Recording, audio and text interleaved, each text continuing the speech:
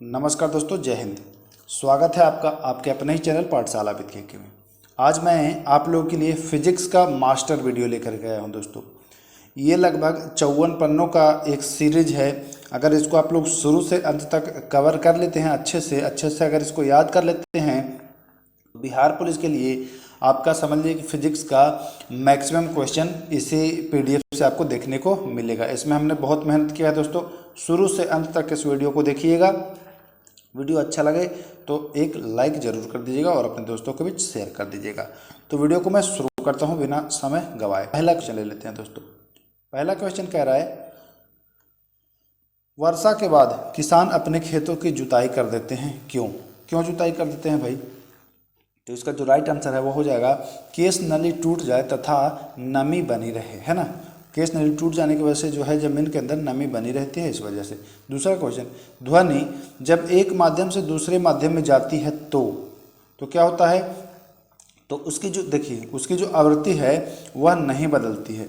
उसकी आवृत्ति है वह नहीं बदलती है, जबकि चाल एवं तरंगदैर्घ्य जो है वह बदल जाती है। तो इसका राइट आंसर याद रखिएगा।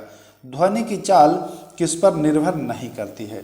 तो आवृत्ति जो है आवृत्ति पर निर्भर नहीं करती। अभी हमने यहाँ पढ़ा कि आवृत्ति नहीं बदलती है ना, आवृत्ति पर निर्भर नहीं करती है। अगला क्वेश्चन चलते हैं दोस्तों। ध्वनि की चाल पर दाब का क्या प्रभाव पड़ता है? ध्वनि की चाल पर दाब का यानी प्रेशर का क्या प्रभाव पड़ता है? तो देखिए, प्रेशर का कोई प्रभाव नहीं पड़ता है ध्वनि की चाल पर, है ना। ध्वनि की चाल की बात की जा रही है दोस्तों। अगला क्वेश्चन, ध्वनि की चाल पर क्या प्रभाव पड़ता है? तो देखिए, हाँ, ध्वनि की चाल पर ताप का क्या प्रभाव पड़ता है? ताप का क्या प्रभाव पड़ता है? तो अगला क्वेश्चन है, देखिए, ताप पर प्रभाव पड़ता है।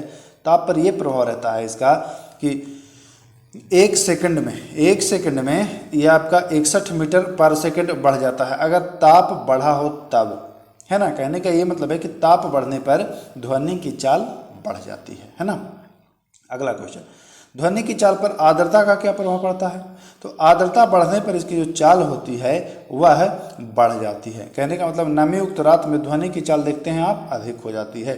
अगला क्वेश्चन, ध्वनि के लक्षण कौन कौन से हैं? तो ध्वनि के लक्षण जो है प्रबलता, तारत्व और गुणता, है ना। ये सारे जो हैं वह ध्वनि के लक्षण हैं। अगला क्वेश्चन, ध्वनि तेज तथा मंद सुनाई देती है, इसका कारण क्या है? तो इसका कारण जो है प्रबलता है। क्या है दोस्तों? प्रबलता। आप ध्यान रखेंगे। ध्वनि की प्रबलता व्यक्त करने का मात्रक क्या है? तो इसका व्यक्त करने का मात्रक फोन है। अगर पूछ दे कि ध्वनि की प्रबलता का मात्रक, तो बताएंगे आप फोन, ठीक ना। ध्वनि का मोटा या पतला होना निर्भर करता है तारत्व पर यानी पिच पर निर्भर करता है दोस्तों, ध्यान दीजिएगा।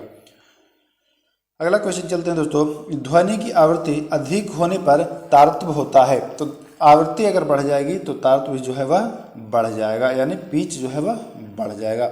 अधिक होता है और ध्वनि उसके साथ साथ पतली होती जाएगी, ठीक ना।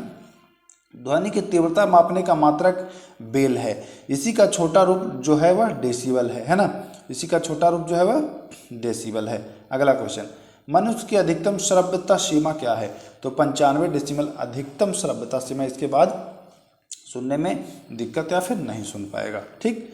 अगला क्वेश्चन, कान पर ध्वनि का प्रभाव रहता है। तो कान पर ध्वनि का प्रभाव जो है सेकंड का 10वां भाग यानी 1/10 सेकंड तक रहता है। अगला क्वेश्चन, प्रतिध्वनि सुनने के लिए श्रोता एवं परावर्तक सतह के बीच न्यूनतम दूरी होनी चाहिए। तो न्यूनतम दूरी 17 मीटर होनी चाहिए। कितनी होनी चाहिए दोस्तों? 17 मीटर न्यूनतम दूरी होनी चाहिए। अगला क्वेश्चन, दिन की अपेक्षा रात में ध्वनि अधिक दूरी तक सुनाई देती है, इसका कारण क्या है? तो इसका कारण है ध्वनि का अपवर्तन। क्या है दोस्तों? ध्वनि का अपवर्तन। ध्वनि का तरंगदैर्घ्य जो उनकी कोटि होती है, तो 1 मीटर का इसका जो है वह कोटि होती है, ध्यान दीजिएगा। ताप किसे कहते हैं? इंपॉर्टेंट क्वेश्चन है दोस्तों, पूछा गया है बिहार दरोगा में। जिस कारण से ऊर्जा स्थानांतरण होती है उसे ताप कहते हैं, है ना। अगला क्वेश्चन, परम शून्य ताप कहलाता है। तो -273.15 डिग्री सेल्सियस या 0 केल्विन को परम शून्य ताप कहते हैं, ध्यान दीजिएगा। पारा जमता है दोस्तों -39 डिग्री सेल्सियस पर, और अल्कोहल की बात की जाए, अल्कोहल जमता है तो -115 डिग्री सेल्सियस पर। ठोस में ऊष्मा का संचरण होता है, तो ये चालन विधि के द्वारा होता है। सारे इंपॉर्टेंट क्वेश्चन है दोस्तों, सारे के सारे इंपॉर्टेंट क्वेश्चन है। अब इसमें आप मत छाटने लगिएगा इंपॉर्टेंट, है ना, क्योंकि मैं खुद इसको इंपॉर्टेंट छाट करके आप लोग के लाया हूँ, और फिर आप छाटेंगे तो फिर बचेगा ही इसमें क्या। गैसों एवं द्रव्य में ऊष्मा का स्थानांतरण होता है संवहन विधि के द्वारा। वायुमंडल गर्म होता है पूछा जाता है, तो आप बताएंगे संवहन विधि के द्वारा। इंपॉर्टेंट क्वेश्चन है, सारा इंपॉर्टेंट क्वेश्चन है बिहार पुलिस के लिए, तो ध्यान से इसको या तो PDF डाउनलोड कर लेंगे, या अगर इसको 1 से 2 बार देखेंगे तो ऐसे ही याद हो जाएगा। अच्छे अवशोषक ही अच्छे उत्सर्जक होते हैं, यह नियम है किरचॉफ का। किसका? किरचॉफ या किरचॉफ कह लीजिए, एक ही नाम है। अशुद्धि मिलाने पर गलनांक घट जाता है, अशुद्धि मिलाने पर जो है गलनांक घट जाता है, और दाब बढ़ाने पर क्वथनांक बढ़ जाता है। प्रेशर कुकर में खाना जल्दी पक जाता है, क्योंकि दाब बढ़ाने पर जल का क्वथनांक जो है वह बढ़ जाता है, इस वजह से उसमें खाना जल्दी पक जाता है। पहाड़ों पर खाना पकाने में अधिक समय लगता है, क्योंकि दाब कम होने से वहाँ क्वथनांक भी कम जाता है, इस वजह से खाना पकाने में अधिक समय लगता है। अशुद्धि मिलाने से द्रव का क्वथनांक जो है वह बढ़ जाएगा, क्वथनांक बढ़ जाएगा, ठीक ना, ध्यान दीजिएगा। अगला क्वेश्चन, गुप्त ऊष्मा का स्थायी मात्रक है, क्या है दोस्तों? तो जूल प्रति केजी, है ना। अगला क्वेश्चन, रेफ्रिजरेटर में प्रशीतक के रूप में, रेफ्रिजरेटर में प्रशीतक के रूप में किसको भरा जाता है? तो फ्रेऑन को भरा जाता है, ध्यान दीजिएगा। इसे शुष्क बर्फ के रूप में भी जाना जाता है। किसे जाना जाता है भैया? तो कार्बन डाइऑक्साइड को। प्रकाश के तरंग सिद्धांत को किसने प्रस्तुत किया था? तो क्रिश्चियन ह्यूगेंस ने इसको प्रस्तुत किया था। अगला क्वेश्चन, किसने बताया कि जल में प्रकाश की चाल वायु में प्रकाश की चाल की अपेक्षा कम होती है? बहुत इंपॉर्टेंट क्वेश्चन है, स्टार लगाइए इसमें, है ना। तो फूको एक वैज्ञानिक है, इन्होंने बताया 1850 ईस्वी में कि भैया जल में जो प्रकाश की चाल है वह वायु की अपेक्षा कम है। प्रकाश कैसी तरंग का उदाहरण है? तो प्रकाश अनुप्रस्थ तरंग का उदाहरण है, ध्यान रखेंगे इस बात का। अगला क्वेश्चन चलते हैं दोस्तों, अगला क्वेश्चन, हाँ, प्रकाश विद्युत प्रभाव एवं क्रॉम्पटन सिद्धांत की व्याख्या किसने की थी? तो आइंस्टीन के द्वारा यह व्याख्या किया गया। अल्बर्ट आइंस्टीन को प्रकाश विद्युत प्रभाव की व्याख्या के लिए नोबेल पुरस्कार मिला, तो कब मिला दोस्तों? 1921 में इन्हें मिला था नोबेल पुरस्कार। अगला क्वेश्चन, प्रकाश की चाल निर्भर करता है माध्यम के अपवर्तनांक पर। अपवर्तनांक ज़्यादा होगा तो चाल जो है वह कम होगा। किस दर्पण का प्रयोग दाढ़ी बनाने में किया जाता है? तो अवतल दर्पण जो है दोस्तों, उसका प्रयोग दाढ़ी बनाने में किया जाता है, ध्यान दीजिएगा, अवतल दर्पण, है ना। अगला क्वेश्चन, आँख, कान एवं नाक और दांत के डॉक्टर द्वारा प्रयोग किया जाने वाला जो दर्पण है वह अवतल दर्पण है। अब देखिए दोस्तों, बिहार पुलिस की तैयारी कराने के क्रम में मैं 50 दिवस 50 टॉपिक सीरीज लेकर के आया था, जिसमें मैं आपको बायोलॉजी का पूरा बायोलॉजी आपको करा दिया है। लगभग आपको 9 वीडियो मिल जाएगा बायोलॉजी का, तो वो 9 वीडियो देख लीजिएगा। बिहार पुलिस के दृष्टिकोण से ही उसको बनाया गया है, तो बहुत इंपॉर्टेंट है, उसको बिल्कुल भी स्किप मत करिएगा। अगर आप वाकई में चाहते हैं कि वर्दी लेना है आपको, तो बिल्कुल भी स्किप मत करिएगा, 9 के 9 वीडियो आप जा करके देख लीजिएगा। उसके अलावा दोस्तों, उसके अलावा मैं पॉलिटी यानी संविधान के 11 वीडियोज़ आपको प्रोवाइड करा दिया हूँ, ठीक ना। तो उन 11 वीडियोस को आप लोग जाकर के देख लीजिएगा, बिल्कुल डिटेल में बताया गया है दोस्तों, ताकि आपका एक भी क्वेश्चन ना छूटे, जो कि आपको देखने को मिलता है पॉलिटी से लगभग 12 से 13 क्वेश्चन देखने को मिल जाता है। इस वजह से पॉलिटी भी अहम हो जाता है दोस्तों, है ना। तो अगर वो सारे वीडियो आप इसी वीडियो में देखना चाहते हैं तो जाइएगा, डिस्क्रिप्शन में लिंक होगा और लिंक पर क्लिक करिएगा, 50 दिवस 50 टॉपिक, तो वहाँ से जा करके आप डायरेक्ट हमारे प्लेलिस्ट में जाइएगा और वहाँ जा करके देख लीजिएगा, कहीं आपको दूसरी जगह ढूंढने की आवश्यकता नहीं पड़ेगी। और अगर वीडियो अच्छा लगेगा तो अपने दोस्तों को शेयर जरूर करिएगा। चलते हैं अगले क्वेश्चन पर दोस्तों, गाड़ी के हेडलाइट एवं सर्चलाइट में कौन सा दर्पण का प्रयोग किया जाता है? गाड़ी का हेडलाइट, गाड़ी देखे ना, गाड़ी के आगे हेडलाइट एक होता है, उसमें कौन सा दर्पण का प्रयोग किया जाता है? तो उसमें अवतल दर्पण का प्रयोग किया जाता है। सोलर कुकर में प्रयुक्त दर्पण होता है, सोलर कुकर में प्रयुक्त दर्पण जो होता है वह दोस्तों अवतल दर्पण होता है। कौन सा होता है? अवतल दर्पण, है ना। गाड़ी के साइड मिरर में, देखिए अभी हमने हेडलाइट की बात की थी, तो हेडलाइट में अवतल था, है ना। अब बात कर रहे हैं कि गाड़ी का साइड मिरर बगल में होता है, जिसमें हम लोग देखते हैं ये दूसरी गाड़ियां आ रही हैं कि नहीं, है ना। तो उसके लिए कौन सा दर्पण होता है? तो उसके लिए उत्तल होता है, ध्यान दीजिएगा। सोडियम प्रवर्तक लैंप में कौन सा दर्पण होता है? तो सोडियम प्रवर्तक लैंप में दोस्तों उत्तल दर्पण होता है, इसका भी आप लोग ध्यान रखेंगे। अगला क्वेश्चन, तरंगदैर्घ्य बढ़ने पर अपवर्तनांक पर क्या प्रभाव पड़ेगा? तरंगदैर्घ्य को अगर बढ़ा देते हैं तो अपवर्तनांक जो है वह कम जाता है, ध्यान रखेंगे दोस्तों। किस रंग का अपवर्तनांक सबसे कम होगा? यानी लाल रंग का अपवर्तनांक सबसे कम होगा। ठीक, कोई दिक्कत नहीं। अगला क्वेश्चन चलते हैं,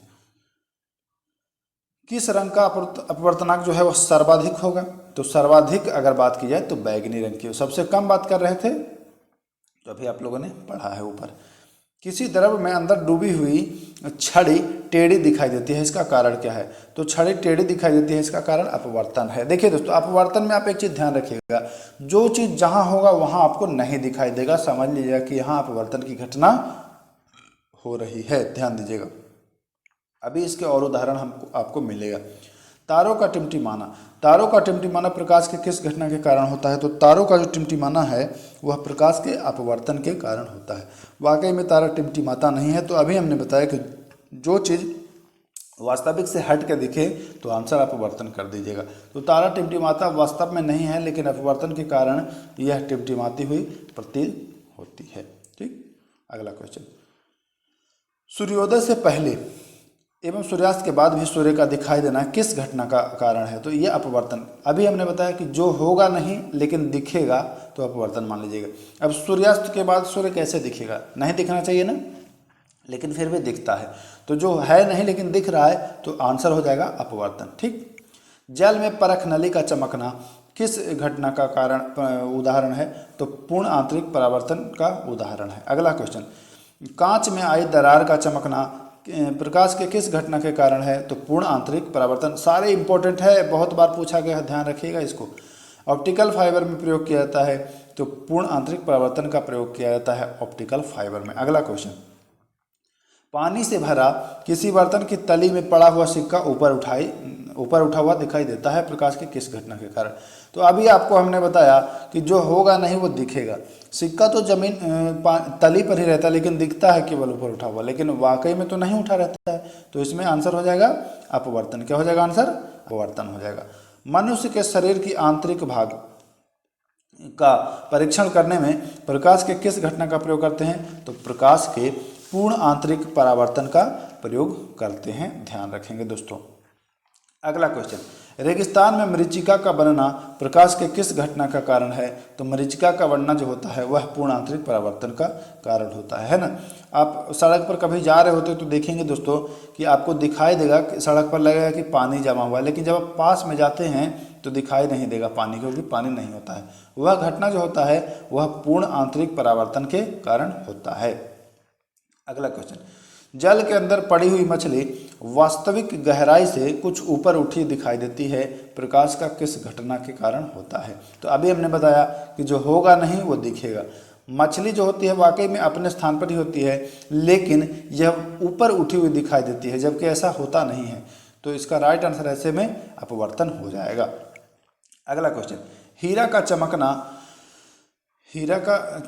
है ना। हीरा का चमकना प्रकाश के किस घटना के कारण होता है दोस्तों? तो हीरा का जो चमकना है यह पूर्ण आंतरिक परावर्तन के कारण होता है, ध्यान रखेंगे इसका।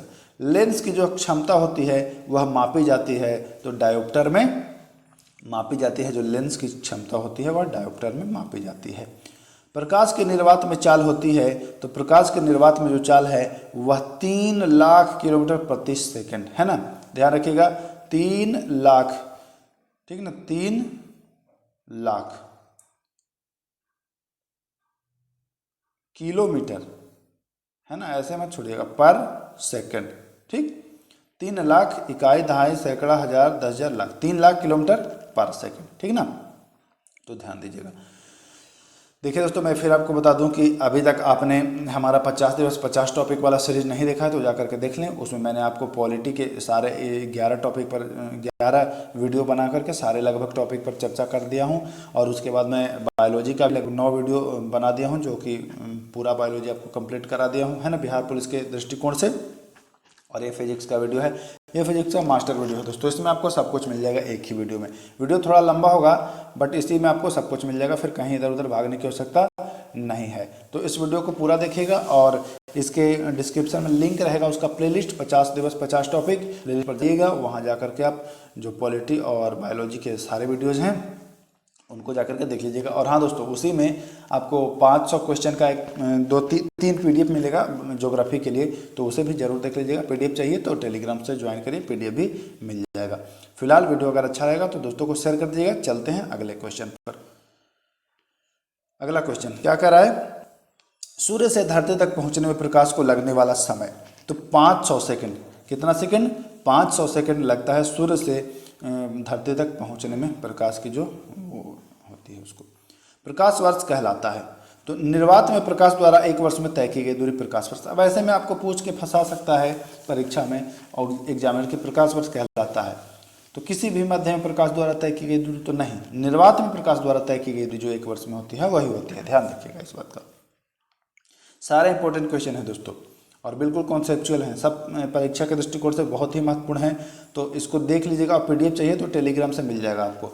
पार्सेक का उपयोग किया जाता है, अत्यधिक लंबी खगोलीय दूरी को व्यक्त करने के लिए पार्सेक का उपयोग जो है वह किया जाता है ना। अगला क्वेश्चन, अत्यधिक कम दूरी को मापने के लिए प्रयोग किया जाता है तो इसको नैनोमीटर का प्रयोग किया जाता है। ध्यान देंगे। दाब की इकाई क्या है, तो दाब की इकाई जो है दोस्तों वह पासबल है। डेसिबल किसकी इकाई है, तो यह है आपको ध्वनि की प्रबलता की इकाई है। ध्यान दीजिएगा।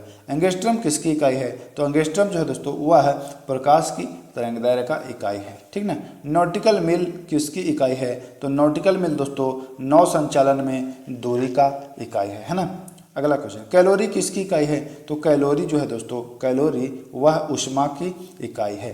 बोल्ट किसकी इकाई है, तो बोल्ट जो है दोस्तों वह विद्युत विभवांतर की इकाई है ना। तापमान की इकाई क्या है, अगला क्वेश्चन है दोस्तों, तापमान की इकाई क्या है, तो तापमान की इकाई है डिग्री सेल्सियस। तापमान की इकाई है डिग्री सेल्सियस। आवृत्ति की आवृत्ति है ना, आवृत्ति की इकाई क्या है, तो आवृत्ति की इकाई हर्ट्ज है। क्या है, हर्ट्ज। ध्यान रखिएगा दोस्तों। जल का बहाव मापने की इकाई, तो जल बहाव मापने की इकाई जो है वह क्यूसेक है। क्या है दोस्तों, क्यूसेक है। ओजोन परत की मोटाई मापने की इकाई डाप्सन यूनिट है। ओजोन परत की मोटाई मापने की इकाई जो है वह डाप्सन यूनिट है। ध्यान रखेंगे। अगला क्वेश्चन, ज्योति फ्लक्स का एसआई मात्रक, तो ज्योति फ्लक्स का एसआई मात्रक जो है दोस्तों वह है ल्यूमेन। ल्यूमेन है ना। चुंबकीय प्रेरण की एसआई यूनिट क्या है, तो चुंबकीय प्रेरण की एसआई यूनिट जो है वह टेस्ला है। क्या है दोस्तों, टेस्ला। ध्यान रखेंगे। समतल कोण का एसआई यूनिट, एक कोण है, ठीक ना, समतल कोण है, इसका एसआई यूनिट रेडियन है। और अदिश राशि, अब बात करें अदिश राशि, अदिश राशि कहते हैं तो देखिए अदिश राशि में सिर्फ परिमाण होता है, दिशा नहीं होती है। एग्जाम्पल में दूरी, द्रव्यमान, तापमान, समय, चाल और विद्युत धारा, इनमें कोई दिशा नहीं होती है ना। तो ये अदिश राशि है। और सदिश राशि परिमाण के साथ साथ दिशा भी होती है, जैसे विस्थापन, वेग और त्वरण, इनमें दिशा भी होती है। तो ये सदिश राशि है। किसी वस्तु द्वारा एकांक समय में तय की गई दूरी को क्या कहते हैं, तो किसी वस्तु द्वारा एकांक समय में तय की गई दूरी जो है उसे चाल कहते हैं दोस्तों। ध्यान रखिएगा, है ना। अगला क्वेश्चन, किसी वस्तु द्वारा एकांक समय में एक निश्चित दिशा में, यहाँ निश्चित दिशा की बात की जा रही है, तो निश्चित दिशा में तय की गई दूरी को वेग कहते हैं। क्या कहते हैं, वेग। वेग में परिवर्तन की दर को क्या कहते हैं दोस्तों, तो वेग में परिवर्तन की दर को त्वरण कहते हैं। अगला क्वेश्चन चलते हैं दोस्तों, न्यूटन के किस नियम को गैलीलियो या जड़त्व का नियम भी कहा जाता है, तो न्यूटन के प्रथम नियम को गैलीलियो का नियम या जड़त्व का नियम कहा जाता है। ध्यान रखिएगा। जब चलती हुई वाहन, देखिए वाहन नहीं है, वाहन, जब चलती हुई वाहन में अचानक ब्रेक लगाई जाती है तो यात्री होते हैं वह आगे की ओर झुक जाते हैं। न्यूटन के किस गति नियम का उदाहरण है ना, तो यह न्यूटन के प्रथम गति नियम का दोस्तों उदाहरण है। अगला क्वेश्चन दोस्तों, कंबल को डंडे से पीटने पर धूल के कण निकलने शुरू हो जाते हैं, यह न्यूटन के किस गति नियम का उदाहरण है, तो यह न्यूटन के प्रथम गति नियम का उदाहरण है। इंपॉर्टेंट क्वेश्चन है, सबको लिख लीजिएगा, है ना। स्क्रीनशॉट लेने की आवश्यकता नहीं है, इसका PDF आपको हमारे टेलीग्राम ग्रुप पर मिल जाएगा। टेलीग्राम चैनल का लिंक भी इस वीडियो के डिस्क्रिप्शन में आपको मिल जाएगा। अगला क्वेश्चन, क्रिकेट खिलाड़ियों द्वारा गेंद को पकड़ते समय गेंद को हाथ में जब आता है तो देखते हैं हाथ पीछे खींच लिया जाता है। न्यूटन के किस गति नियम का उदाहरण है? तो यह न्यूटन के दूसरे गति नियम का उदाहरण है। गेंद पकड़ते समय वो हाथ पीछे खींच लेते हैं, ध्यान दिए होंगे आप लोगों ने अगर क्रिकेट देखा हो तो। बंदूक से चलाते समय, बंदूक से गोली जब चलाते हैं तो उस समय पीछे की ओर एक झटका सा लगता है। यह न्यूटन के किस गति नियम का उदाहरण है? तो यह न्यूटन के तीसरे गति नियम का उदाहरण है, थर्ड लॉ का उदाहरण है। रॉकेट का ऊपर उठना, है ना, रॉकेट का ऊपर उठना न्यूटन के किस गति नियम का उदाहरण है? तो यह न्यूटन के तीसरे गति नियम का उदाहरण है। विस्थापन का एसआई मात्रक क्या है? ये कमेंट बॉक्स में आप बता देंगे, थोड़ा हिंट के लिए मैं लिख दिया हूँ, लेकिन आप कमेंट बॉक्स में इसका आंसर दे देंगे। पाई, है ना, पाई के मान की गणना सबसे पहले किसने की थी? तो पाई के मान की जो गणना है दोस्तों, यह सबसे पहले आर्यभट्ट ने किया था। किसने किया था? आर्यभट्ट ने। इंपॉर्टेंट क्वेश्चन है, लिख लीजिएगा। प्रक्षेप को अधिकतम दूरी तक फेंकने के लिए उसे किस डिग्री पर फेंकना होगा? तो 45 डिग्री पर फेंकेंगे तो सर्वाधिक दूरी प्राप्त करेगी, है ना। न्यूटन ने गति के नियम को किस पुस्तक में प्रकाशित किया? तो प्रिंसिपिया पुस्तक में इन्होंने प्रकाशित किया। न्यूटन के किस नियम से बल की परिभाषा मिलती है? तो इसका राइट आंसर जो हो जाएगा वह प्रथम नियम। और बल का एसआई मात्रक बात करें तो बल का एसआई मात्रक न्यूटन है।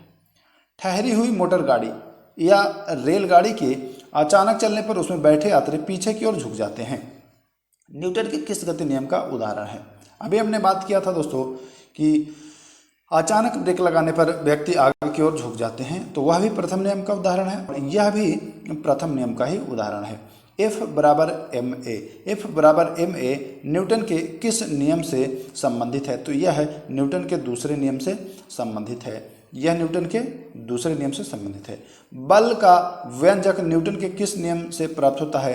तो यह व्यंजक जो है वह दूसरे नियम से ही प्राप्त होता है, ध्यान रखेंगे। नाव से किनारे पर अगर कूदते हैं आप तो नाव पीछे की ओर चला जाता है, न्यूटन के किस गति नियम का उदाहरण है? तो न्यूटन के यह तीसरे गति नियम का जो है वह उदाहरण है। आवेग कौन सी राशि है? तो आवेग एक सदिश राशि है जिसका एसआई मात्रक न्यूटन सेकंड है। क्या है? Newton second. कैंची, पिलास, स्लासी, कील उखाड़ने की मशीन, शीश झूला, साइकिल का ब्रेक, हैंडपंप, यह सभी किस श्रेणी के उत्तोलक हैं? तो ये सारे के सारे प्रथम श्रेणी के उत्तोलक हैं। इसको आप याद कर लीजिएगा, बिल्कुल पूछा जाता है परीक्षा में। अब चलते हैं सरौता, नींबू निचोड़ने की मशीन, एक पहिए की गाड़ी, कूड़ा ढोने वाली, है ना, ये किस श्रेणी के उदाहरण हैं? तो यह दोस्तों द्वितीय श्रेणी के उत्तोलक के उदाहरण हैं। चिमटा तथा मनुष्य का हाथ किस श्रेणी का उदाहरण है? तो यह तृतीय श्रेणी का उदाहरण है, इसका भी ध्यान रखेंगे। कार्य का एसआई मात्रक क्या है? तो कार्य का जो एसआई मात्रक है दोस्तों यह है जूल। कार्य का एसआई मात्रक क्या है? जूल है दोस्तों। और कार्य कौन सी राशि है? तो कार्य एक अदिश राशि है ना, कार्य एक अदिश राशि है। कार्य बराबर बल गुणे विस्थापन होता है। बांध बनाकर इकट्ठा किए गए पानी में कौन सी ऊर्जा होती है? तो बांध बनाकर इकट्ठा किए गए पानी में स्थितिज ऊर्जा होती है। घड़ी की चाबी में संचित ऊर्जा की बात की जाए तो यहाँ भी स्थितिज ऊर्जा होती है। स्प्रिंग या कमानी में संचित ऊर्जा, तो यहाँ भी स्थितिज ऊर्जा ही होती है। अगला क्वेश्चन चलते हैं दोस्तों। गुरुत्व बल के विरुद्ध संचित कौन सी ऊर्जा होती है? गुरुत्व बल के विरुद्ध जो होती है वह स्थितिज ऊर्जा होती है। स्थितिज ऊर्जा बराबर, देखिए स्थितिज ऊर्जा Pe बराबर mgh, पोटेंशियल एनर्जी बराबर होता है mgh, ध्यान रखेंगे। ऊर्जा संरक्षण का नियम क्या है? नियम है दोस्तों, ऊर्जा न तो उत्पन्न की जा सकती है और न ही नष्ट की जा सकती है ना, यही है ऊर्जा संरक्षण का नियम।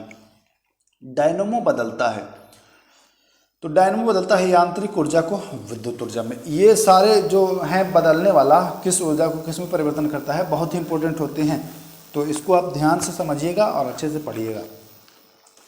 डायनमो जो है यांत्रिक ऊर्जा को विद्युत ऊर्जा में बदल रहा है। मोमबत्ती में ऊर्जा का रूपांतरण होता है तो मोमबत्ती में रासायनिक ऊर्जा को प्रकाश एवं ऊष्मा ऊर्जा में बदल दिया जाता है। अब माइक्रोफोन जो है वह बदलता है तो माइक्रोफोन ध्वनि ऊर्जा को विद्युत ऊर्जा में बदलने का कार्य करता है। लाउड स्पीकर की अगर बात की जाए तो यह विद्युत ऊर्जा को ध्वनि ऊर्जा में बदलता है। कहने का मतलब है ये दोनों एक दूसरे के विपरीत होते हैं, है ना। अगला क्वेश्चन, सोलर सेल बदलता है तो यह सौर ऊर्जा से विद्युत ऊर्जा में बदल देता है सौर ऊर्जा को। और ट्यूबलाइट बदलता है तो ट्यूबलाइट विद्युत ऊर्जा को प्रकाश ऊर्जा में, भाई देखते हैं ट्यूबलाइट विद्युत से लाइट उत्पन्न हो जाता है तो प्रकाश ऊर्जा में। विद्युत मोटर बदलता है तो विद्युत ऊर्जा को यांत्रिक ऊर्जा में यह मोटर बदलता है ना। और विद्युत बल्ब बदलता है तो विद्युत बल्ब विद्युत ऊर्जा को प्रकाश ऊर्जा में बदलता है। विद्युत सेल किससे बदलता है तो यह रासायनिक ऊर्जा को विद्युत ऊर्जा में बदल देता है, रासायनिक ऊर्जा को विद्युत ऊर्जा में बदल देता है। सितार तो सितार यांत्रिक ऊर्जा को ध्वनि ऊर्जा में बदल देता है दोस्तों सितार। अगर संवेग को दोगुना कर दिया जाए तो गतिज ऊर्जा जो है वह 4 गुना हो जाएगी, ध्यान रखिएगा, है ना। अगला क्वेश्चन, कार्य करने की दर को कहते हैं शक्ति कहते हैं। क्या कहते हैं? शक्ति। शक्ति का ऐसा ही मात्रक वाट या अश्वशक्ति है। देखिए अगला क्वेश्चन, अश्वशक्ति। अश्वशक्ति इकाई किसके द्वारा ज्ञात किया जाता है तो जेम्स वाट के द्वारा अश्वशक्ति सबसे पहले ज्ञात किया गया था। सार्वत्रिक गुरुत्वाकर्षण नियतांक का प्रायोगिक मान सबसे पहले किसने दिया? सबसे पहले किसने दिया तो हेनरी कैवेंडिश ने सबसे पहले ये मान दिया था। पृथ्वी की सतह से ऊपर या नीचे जाने पर जी का मान जो है वह घट जाता है दोस्तों। पृथ्वी के पोल यानी ध्रुव पर जी का मान, तो जी का मान पोल पर सर्वाधिक होता है और विषुवत रेखा पर जी का मान बात की जाए तो सबसे कम होता है। पृथ्वी की घूर्णन गति बढ़ने पर जी का मान जो है वह घट जाएगा और पृथ्वी की घूर्णन गति घटने पर जी का मान जो है वह बढ़ जाएगा। तो ध्यान दीजिएगा, किसने यह निष्कर्ष निकाला कि निर्वात में सभी वस्तुएं समान त्वरण के साथ गिरती हैं? तो यह गैलीलियो ने यह निष्कर्ष निकाला। पृथ्वी के तल के अति निकट चक्कर लगाने वाले उपग्रह की कक्षीय चाल लगभग कितनी होती है तो 8 किलोमीटर जो प्रति सेकंड होती है इसकी वो गति होती है दोस्तों, ध्यान रखिएगा। पृथ्वी के लिए पलायन वेग है तो पृथ्वी के लिए पलायन वेग जो है दोस्तों वह 11.2 किलोमीटर प्रति सेकंड है। पृथ्वी की सतह से ऊपर जाने पर वायुमंडलीय दाब में क्या परिवर्तन होता है तो ऊपर जाने पर कम जाता है। इसीलिए आपने पढ़ा था कि पहाड़ों पर खाना बनाने में कठिनाई होती है। देखिए आ ही गया क्वेश्चन, पहाड़ों पर खाना बनाने में कठिनाई होने का कारण वायुमंडलीय दाब का कम होना। वायुयान में बैठे यात्री के फाउंटेन पेन से स्याही जो है वह रीस जाती है, इसका कारण क्या होता है तो वायुमंडलीय दाब कम होना, है ना, वायुमंडलीय दाब कम होना। वायुमंडलीय दाब को मापा जाता है बैरोमीटर से मापा जाता है, भली भांति जानते हैं। बैरोमीटर का पाठ्यांक अचानक एकाएक नीचे आ जाए तो किस बात की संभावना है तो आंधी आने की संभावना है। और बैरोमीटर का पाठ्यांक जब धीरे धीरे नीचे गिरता है तो वर्षा होने की संभावना है। और बैरोमीटर का पाठ्यांक जब धीरे धीरे ऊपर चढ़ता है तो मौसम साफ होने की जो है वह संभावना होती है दोस्तों। अगला क्वेश्चन चलते हैं, पास्कल के नियम के आधार पर आधारित कुछ यंत्रों के नाम लिखें। तो उनका नाम इस प्रकार है, हाइड्रोलिक लिफ्ट, हाइड्रोलिक प्रेस और हाइड्रोलिक ब्रेक। अगर पूछे कि किस सिद्धांत पर कार्य करता है तो आप राइट आंसर जो है वह कर देंगे कि पास्कल के नियम, है ना। अगला क्वेश्चन, गर्म करने पर जिन पदार्थों का आयतन बढ़ता है दाब बढ़ने पर उनका गलनांक भी बढ़ ही जाता है ना। जैसे मोमबत्ती, मोम या घी, मोमबत्ती नहीं मोम या घी, ठीक। गर्म करने पर जिन पदार्थों का आयतन घट जाता है दाब बढ़ाने पर उनका गलनांक कम हो जाता है। गर्म करने पर आयतन अगर घटता है तो दाब बढ़ाने पर उनका गलनांक भी कम जाता है। जैसे में वार्प, दाब बढ़ाने पर द्रव का क्वथनांक पर क्या प्रभाव पड़ता है तो दाब बढ़ाने पर द्रव का क्वथनांक जो है वह बढ़ जाता है।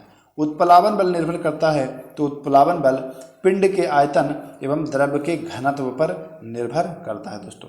जल का महत्तम घनत्व यानी अधिकतम घनत्व होता है तो 4 डिग्री सेल्सियस या 39.2 डिग्री फ़ारेनहाइट पर ऐसा होता है। अपेक्षित घनत्व को मापा जाता है हाइड्रोमीटर से और आर्द्रता की बात की जाए तो हाइग्रोमीटर से मापा जाता है। अगला क्वेश्चन, जब बर्फ समुद्र के पानी में तैरती है तो उसके आयतन का कितना भाग ऊपर रहता है ना। तो उसके आयतन का कितना भाग ऊपर रहता है, तो 1/10 भाग जो है वह ऊपर रहता है। दूध की शुद्धता मापने में काम आता है, तो दूध की शुद्धता मापने में लैक्टोमीटर काम आता है। कौन काम आता है दोस्तों, लैक्टोमीटर। नमक के घोल में अंडा तैरता है, इसका कारण क्या है, तो नमक के घोल में अंडा तैरता है कि नमक के घोल का घनत्व अधिक हो जाता है, इस वजह से अंडा तैरने लगता है। वस्तुएं एक दूसरे से चिपकती है किस बल के कारण, तो वस्तुएं जो है एक दूसरे से चिपकती है आसंजक बल। किसके कारण, आसंजक बल के कारण, आसंजक बल के कारण। पृष्ठ तनाव का ऐसा ही मात्रक है दोस्तों, तो न्यूटन प्रति मीटर या जूल प्रति मीटर स्क्वायर इसका एसआई मात्रक है। घुलनशील नमक मिलाने पर जल का पृष्ठ तनाव जो है वह बढ़ जाएगा। क्या हो जाएगा, बढ़ जाएगा। केश नली में द्रव के ऊपर चढ़ने अथवा नीचे गिरने का कारण है पृष्ठ तनाव। लालटेन या लैंप की बत्ती में तेल ऊपर चढ़ना किसका उदाहरण है, केशिकत्व का उदाहरण है दोस्तों। पेड़ पौधे की शाखा में तनु है ना, तनु नहीं है, तनु याद रखिएगा, तनु एवं पत्तियों तक जल और आवश्यक लवण पहुंचने का कारण है यह केश नली, केशिकत्व है ना, ध्यान रखिएगा। सुई पतली सुई पानी पर तैराई जा सकती है, इसका कारण है दोस्तों, तो इसका कारण है पृष्ठ तनाव। साबुन के घोल के बुलबुले बड़े होते हैं, इसका कारण क्या है, पृष्ठ तनाव कम होना, है ना। पानी में मिट्टी का तेल छिड़क देने पर मच्छरों के लार्वा पानी में डूबकर मर जाते हैं, इसका कारण है पृष्ठ तनाव कम जाता है, इस वजह से मर जाते हैं। गर्म सूप या गर्म भोजन स्वादिष्ट लगता है, इसका कारण क्या है, तो इसका कारण है पृष्ठ तनाव कम जाना। एक आदर्श तरल की श्यानता होनी चाहिए, तो 0 होनी चाहिए एक आदर्श तरल की श्यानता। अगला क्वेश्चन, ताप बढ़ने पर द्रव की श्यानता पर क्या प्रभाव पड़ता है, तो ताप बढ़ने पर द्रव की श्यानता जो है वह घट जाती है दोस्तों, ध्यान रखिएगा। ताप बढ़ने पर गैसों की श्यानता पर क्या प्रभाव पड़ता है, तो गैसों की श्यानता जो है वह बढ़ जाती है, ध्यान रखिएगा। श्यानता का एसआई मात्रक, तो श्यानता का एसआई मात्रक डेका पॉइज या पॉइजली या पास्कल सेकेंड तथा इसे ही नीटा भी कहा जाता है, तो ध्यान रखिएगा इसका। द्रव में प्रवाह की दर ज्ञात की जाती है, तो वेंटुरी मीटर से की जाती है, ध्यान रखिएगा। प्रति एकांक क्षेत्रफल पर लगाए गए बल को क्या कहते हैं, तो प्रति एकांक क्षेत्रफल पर लगाए गए बल को प्रतिबल कहते हैं, ध्यान रखिएगा दोस्तों। अगला क्वेश्चन, यदि कोई लड़की झूला झूलते झूलते खड़ी हो जाए तो झूले का आवर्तकाल पर क्या प्रभाव पड़ेगा, तो झूला का जो आवर्तकाल है वह घट जाएगा दोस्तों, क्या हो जाएगा, घट जाएगा। अगला क्वेश्चन चलते हैं, यदि कोई लड़की झूला झूल रही है और उसके बगल में कोई दूसरी लड़की आकर बैठ जाए तो आवर्तकाल पर क्या प्रभाव पड़ेगा, तो इसमें आवर्तकाल पर कोई प्रभाव नहीं पड़ेगा। अगला क्वेश्चन, एक लोलक घड़ी को पृथ्वी से ऊपर या नीचे ले जाने पर घड़ी पर क्या प्रभाव पड़ेगा, तो घड़ी जो है वह सुस्त हो जाएगी। किसी उपग्रह पर लोलक घड़ी को ले जाने पर घड़ी पर क्या प्रभाव पड़ता है, तो उपग्रह पर यह घड़ी काम नहीं करेगी, ध्यान रखिएगा। गर्मियों के दिन में लोलक घड़ी जो है दोस्तों वह हो जाती है कैसी, सुस्त हो जाती है ना। अगला क्वेश्चन, सर्दियों के दिन में लोलक घड़ी जब भाई गर्मी में सुस्त हो रही है तो सर्दी में तेज चलती है। चंद्रमा पर लोलक घड़ी को ले जाने पर उसका आवर्तकाल पर क्या प्रभाव पड़ेगा, तो आवर्तकाल जो है बढ़ जाएगा, क्या हो जाएगा, बढ़ जाएगा, यानी घड़ी सुस्त हो जाएगी। ध्वनि कैसी तरंग का उदाहरण है, तो अनुदैर्घ्य यांत्रिक तरंग का उदाहरण है ध्वनि। सभी विद्युत चुम्बकीय तरंग बनी होती हैं फोटॉन की बनी होती हैं। विद्युत चुम्बकीय तरंग की अवधारणा किसके द्वारा प्रतिपादित किया गया था, तो मैक्सवेल के द्वारा प्रतिपादित किया गया था। अगर अभी तक आप लोगों ने हमारा चैनल सब्सक्राइब नहीं किया है दोस्तों, सब्सक्राइब कर लीजिएगा, क्योंकि बिहार पुलिस की कंप्लीट तैयारी यहाँ कराई जा रही है। सारे इंपॉर्टेंट क्वेश्चन आपको इसी चैनल पर देखने को मिल जाएगा। प्ले लिस्ट बना हुआ है 50 दिवस 50 टॉपिक, जाइए विजिट करिए, और वीडियो अच्छा लगे तो लाइक शेयर सब्सक्राइब जरूर करिएगा चैनल को। अगला क्वेश्चन लेते हैं, गामा किरण के खोजकर्ता जो है वह पॉल विलार्ड है। कौन है, पॉल विलार्ड। एक्सरे करने नहीं किरण है ना, एक्सरे किरण के खोजकर्ता कौन है, तो रॉन्जन है जो एक्सरे किरण के खोजकर्ता हैं। गामा किरण का नामकरण किसने किया था, तो रदरफोर्ड ने इसका नामकरण किया था। श्रव्य तरंग होती है जिससे हमारा कान सुन सकता है, और इसका जो 20 हर्ट्ज से 20,000 हर्ट्ज तक श्रव्य तरंगें होती हैं, ठीक ना, इसकी आवृत्ति। पानी के अंदर हवा का बुलबुला, देखिए ध्यान दीजिएगा, ये समझने वाला क्वेश्चन है, नहीं कंफ्यूज हो जाएगा। पानी के अंदर हवा का बुलबुला किस लेंस की भांति दिखाई देता है? दिखाई देने की बात की जाए तो उत्तल लेंस। अब अगर किस लेंस की भांति कार्य करता है, व्यवहार करता है, तो आंसर हो जाएगा अवतल। ध्यान दीजिएगा, कंफ्यूज मत होइएगा। दिखाई देगा उत्तल और व्यवहार करेगा अवतल। इंद्रधनुष में कौन सी घटना होती है? तो वर्ण विक्षेपण, पूर्ण आंतरिक परावर्तन, परावर्तन और अपवर्तन, ये सारी घटनाएं इंद्रधनुष में होती हैं। प्रकाश के किस रंग की तरंग दैर्घ्य जो है वह सर्वाधिक होगा? तो लाल रंग का तरंग दैर्घ्य जो है वह सर्वाधिक होगा। कांच में प्रकाश के किस रंग का वेग सर्वाधिक होगा? तो लाल का वेग जो है वह सर्वाधिक होगा। कांच रंग में अब सबसे अधिक लाल का होगा तो सबसे न्यूनतम बैगनी का होगा।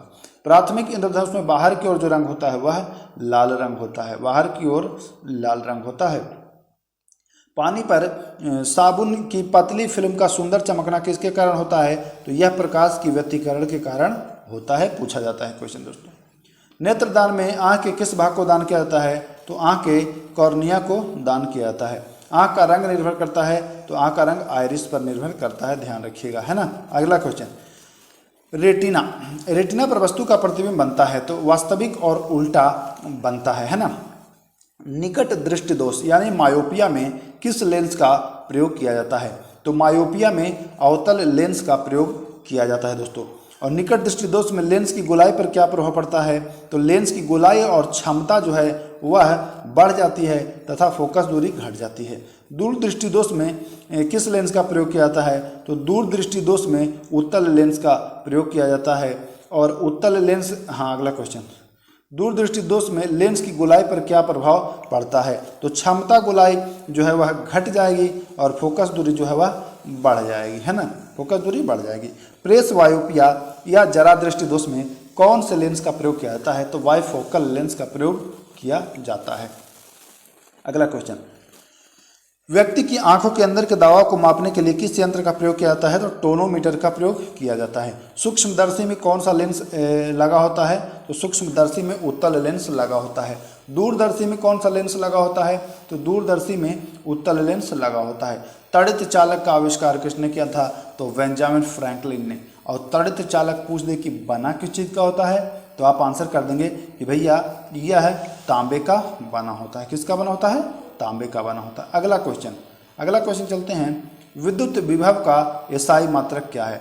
तो विद्युत विभव का एसआई मात्रक वोल्ट होता है। विद्युत विभव कौन सी राशि है? तो यह एक अदिश राशि है। विभवांतर का एसआई मात्रक तो वोल्ट होता है और यह अदिश राशि है, ध्यान देंगे दोस्तों। अगला क्वेश्चन, विद्युत धारा का एसआई मात्रक। तो विद्युत धारा का एसआई मात्रक एम्पियर, है ना, एम्पेयर नहीं एम्पियर लिख लीजिएगा। लाल गुलाब को हरा कांच के माध्यम से देखने पर वह किस कलर का दिखाई देगा? तो वह ब्लैक दिखाई देगा। कैसा दिखाई देगा? काला दिखाई देगा। प्रकाश के व्यतिकरण को प्रयोगात्मक रूप से सर्वप्रथम किसने दर्शाया?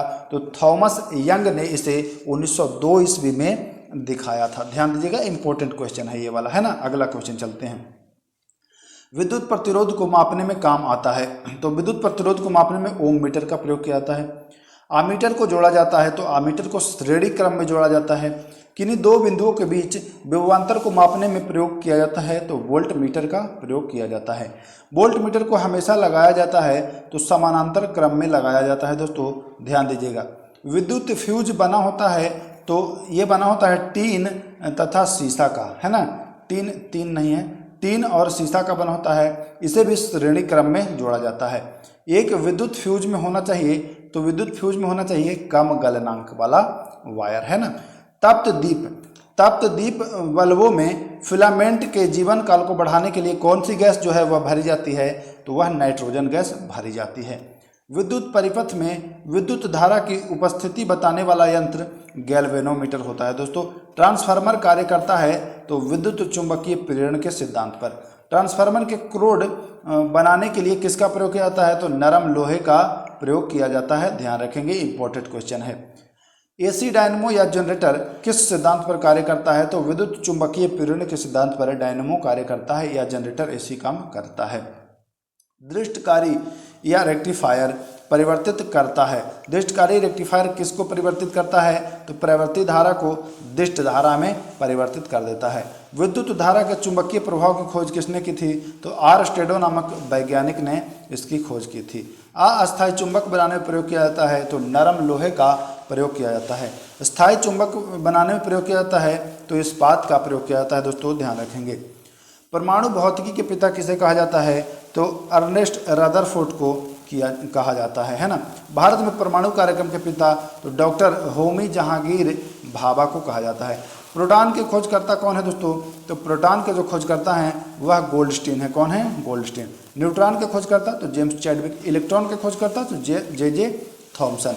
पॉजिट्रॉन के खोजकर्ता जो दोस्तों हैं तो वह है एंडरसन। कैथोड किरणें को पैदा किया जा सकता है केवल गैस का प्रयोग करके, है ना। कैथोड किरणें होती हैं ऋणात्मक होती हैं, आप लोग को पता ही होगा, जबकि एनोड किरणें धनात्मक होती हैं। कैथोड किरणें बनी होती हैं इलेक्ट्रॉन की। किसकी बनी होती हैं, इलेक्ट्रॉन की। कैथोड किरणें का वेग होता है दोस्तों प्रकाश के वेग का 1/10वां भाग होता है कैथोड किरणों का जो वेग होता है। ताप बढ़ाने पर अर्धचालक की चालकता पर क्या प्रभाव पड़ेगा, इंपॉर्टेंट क्वेश्चन है, बहुत बार पूछा गया है, बहुत बार पूछा गया है। तो ताप बढ़ने पर अर्धचालक की चालकता जो है वह बढ़ जाती है, ध्यान रखिएगा। ताप बढ़ाने पर चालक की चालकता, तो चालक की चालकता घट जाती है। डायोड वाल्व के खोजकर्ता फ्लेमिंग 1904 में, और ट्रायोड वाल्व के खोजकर्ता दोस्तों तो लीडी फॉरेस्ट 1907 में। एलईडी यानी प्रकाश उत्सर्जक डायोड का आविष्कार किसने किया था, तो निक होलोन्याक ने किया था। इंपॉर्टेंट है, लिख लीजिएगा। सौर सेल किस सिद्धांत पर कार्य करता है, तो सौर सेल फोटोडायोड के सिद्धांत पर कार्य करता है। अगला क्वेश्चन, अति चालकता या सुपर कंडक्टिविटी की खोज किसने की थी, तो केमरलिंग ओन्स ने 1911 ईस्वी में की थी। पारा कितने डिग्री पर अति चालक बन जाता है, तो -268.8 डिग्री सेल्सियस तथा 4.2 केल्विन पर यह बन जाता है अति चालक। रेडियो सक्रियता के दौरान निकलने वाली किरणों की पहचान किसने की थी, तो रदरफोर्ड ने पहचान किया था इसका। सबसे कम वेधन क्षमता किस किरण की होती है, तो गामा किरण की सबसे कम वेधन क्षमता होती है। सबसे अधिक आयनन क्षमता किस किरण की होती है, तो सबसे अधिक आयनन क्षमता जो है वह अल्फा किरण की होती है दोस्तों। रेडियो सक्रियता की माप की जाती है तो जीएम काउंटर से की जाती है, जीएम काउंटर से की जाती है। थ्योरी ऑफ रिलेटिविटी अपेक्षिता का सिद्धांत किसने दिया, तो आइंस्टीन ने दिया था, ध्यान रखेंगे। मृत पेड़ों की आयु का अंकन करने के लिए प्रयोग किया जाता है तो कार्बन 14 का प्रयोग किया जाता है। सबसे पहले नाभिकीय विखंडन किसके द्वारा दिखाया गया, तो अमेरिकी वैज्ञानिक स्टार्समैन तथा हॉर्न के द्वारा दिखाया गया। अगला क्वेश्चन, परमाणु बम कार्य करता है, परमाणु बम किस पर कार्य करता है, तो नाभिकीय विखंडन के सिद्धांत पर। सबसे पहले नाभिकीय रिएक्टर किसने बनाया, तो इसको बनाने वाले एनरिको फर्मी थे। किसने बनाया, प्रोफेसर फर्मी के निर्देशन में शिकागो में बनाया गया। नाभिकीय रिएक्टर में मंदक के रूप में प्रयोग किया जाता है, भारी जल और ग्रेफाइट का प्रयोग किया जाता है दोस्तों। नाभिकीय रिएक्टर में नियंत्रक छड़ या कंट्रोलर के रूप में, कंट्रोलर रोड के रूप में प्रयोग किया जाता है तो कैडमियम या बोरान की छड़ का प्रयोग किया जाता है। अगला क्वेश्चन दोस्तों, सूर्य एवं तारों से प्राप्त ऊर्जा का सूर्य एवं तारों से प्राप्त ऊर्जा एवं प्रकाश का स्रोत है तो नाभिकीय संलयन है। अगला क्वेश्चन, हाइड्रोजन बम का विकास किसने किया था, तो एडवर्ड टेलर ने 1952 में। यह अनियंत्रित नाभिकीय संलयन पर कार्य करता है। हाइड्रोजन बम का विकास किसने किया था, तो इसका राइट आंसर हो जाएगा एडवर्ड टेलर। अभी हम लोगों ने पढ़ा दोस्तों, है ना। यह परमाणु बम से 1000 गुना अधिक शक्तिशाली होता है। अगला क्वेश्चन, इस उपकरण का प्रयोग वायु एवं गैस का भार तथा घनत्व ज्ञात करने में किया जाता है। किस उपकरण का भैया, तो एयरोमीटर का। इसका उपयोग विद्युत धारा को मापने के लिए किया जाता है तो यह है आमीटर। यह उपकरण हवा की शक्ति तथा गति को मापने में काम आता है तो यह है एनीमोमीटर। इस उपकरण का उपयोग उड़ते हुए विमान की ऊंचाई मापने के लिए तो अल्टीमीटर से उड़ते हुए विमान की ऊंचाई मापी जाती है। अगला क्वेश्चन, इसके द्वारा वायुमंडल के दाब में होने वाले परिवर्तन को मापा जाता है तो बैरोग्राफ से ऐसा किया जाता है। इस उपकरण के द्वारा हृदय की गति की जांच की जाती है तो कार्डियोग्राम के द्वारा हृदय की गति की जांच जो है वह की जाती है। जलयानों पर समय का पता लगाने के लिए किस उपकरण का प्रयोग किया जाता है, तो क्रोनोमीटर का उपयोग किया जाता है। इस उपकरण का प्रयोग घनत्व मापने के लिए किया जाता है तो डेंसिटी मीटर होता है ये दोस्तों। इस यंत्र का प्रयोग इंजन द्वारा उत्पन्न की गई शक्ति को मापने के लिए किया जाता है तो डायनमोमीटर का उपयोग किया जाता है। अगला क्वेश्चन दोस्तों, यह यंत्र समुद्र की गहराई में मापने में काम आता है तो फैदोमीटर आप लोग जानते हैं। अगला क्वेश्चन, इस यंत्र के द्वारा पानी की सतह पर तेल की उपस्थिति मापा जाता है तो ग्रेविमीटर है। पानी के अंदर ध्वनि तरंगों की गणना करने में काम आने वाला उपकरण जो है वह हाइड्रोफोन है। इसका प्रयोग बारीक तारों के व्यास मापने में काम आता है तो उसका नाम है स्क्रू गेज। इसके द्वारा रेखा गणितीय आकृति भिन्न भिन्न प्रकार को दिखाई देते हैं, तो यह है कैलिडोस्कोप है ना। अगला क्वेश्चन है दोस्तों, गैस का दाम नहीं है, दाब है। गैस का दाब ज्ञात करने में इसकी कीमत ली जाती है, तो नैनोमीटर की ली जाती है। पहिए वाली गाड़ी द्वारा चली गई दूरी को मापने के लिए किसे उपयोग करते हैं, तो ओडोमीटर का। ध्वनि लेखन के काम में आने वाला उपकरण फोनोग्राफ है। क्या है? फोनोग्राफ। यह कृत्रिम मौसम उत्पन्न करने वाला उपकरण है, मौसम ज्ञात करने वाला उपकरण है, तो साइटोट्रॉन। यह वर्षा मापने के काम में आने वाला उपकरण है, तो यह है दोस्तों रेन गेज है ना। और अब लास्ट पेज में हम लोग आ गए हैं। इस यंत्र का उपयोग विकिरण की माप करने के लिए किया जाता है, तो वह है रेडियोमीटर। यह भूकंप का पता लगाने वाला उपकरण है, तो यह है सिस्मोग्राफ है ना। और यह किसी ऊंचाई को मापने में काम आता है, तो यह है सेक्सटेंट, ऊंचाई मापने में काम आता है। यह पानी के अंदर चलने वाला छोटा जलयान है, तो ये सबमरीन है। द्रव्य की सांद्रता ज्ञात करने में काम आने वाला उपकरण विस्कोमीटर है, विस्कोमीटर। रेडियम की खोज किसने की थी, तो मैडम क्यूरी ने की थी। और आज का लास्ट क्वेश्चन दोस्तों, तो क्वांटम सिद्धांत के खोजकर्ता जो हैं वह मैक्स प्लैंक हैं। तो दोस्तों यह 54 पेज का PDF था। अगर इसको आप लोगों ने पूरा देख लिया है, तो 1 से 2 बार अगर इसको पढ़ेंगे तो सारे क्वेश्चन आपको इजीली याद हो जाएंगे। आपको फिर फिजिक्स के लिए, बिहार पुलिस के लिए कहीं से उछलने कूदने की आवश्यकता नहीं है। इसमें मैंने सब कुछ कवर करने की कोशिश की है। अगर वीडियो अच्छा लगा होगा दोस्तों तो लाइक और चैनल को सब्सक्राइब जरूर कर लीजिएगा। मिलते हैं अगले वीडियो में। नमस्कार, जय हिंद।